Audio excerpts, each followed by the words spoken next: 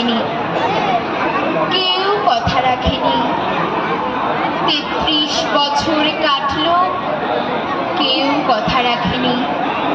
ছেলেবেলায় এক দুষ্টুমি তার আগমনের গান হঠাৎ থামিয়ে বলেছিল, শুক্লা দ্বাদশীতে অন্তরাটুকু শুনিয়ে যাবে।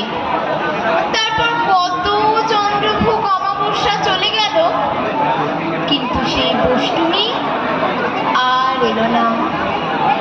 ২৫ বছর প্রতীক্ষায় আছি। মামা বাড়ির মাঝি নাদের আলী বলেছিল, বড় হও দাদা ঠাকুর, তোমাকে আমি ৩ প্রহরের বিল দেখাতে নিয়ে যাব। সেখানে পদ্ম ফুলের মাথায় সাপ আর ভ্রমর খেলা করে। নাদের আলী, আমি আর কত বড় হব? আমার মাথা এ ঘরের ছাদ ফুঁড়ে আকাশ স্পর্শ করলে তারপর তুমি আমায় ৩ প্রহরের বিল দেখাবে? একটাও রয়্যাল গুলি কিনতে পারিনি কখনো।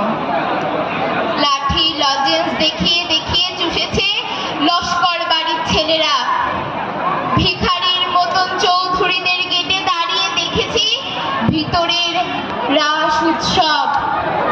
অবিরল রঙের ধারার মধ্যে সুবর্ণ কঙ্কন পরা ফর্সা রমণীরা কত রকম আমোদে হেসেছে।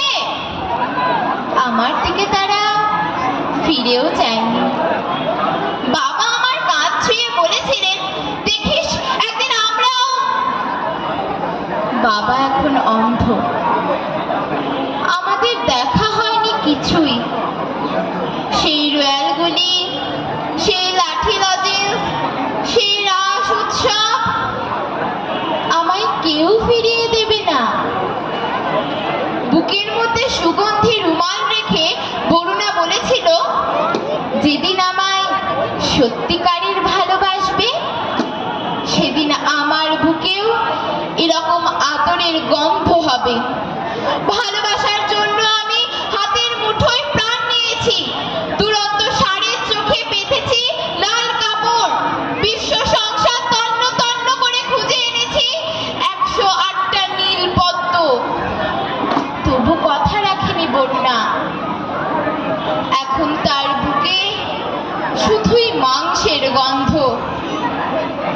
এখনো সে যে কোনো নারী, কেউ কথা রাখেনি। ৩৩ বছর কাটলো,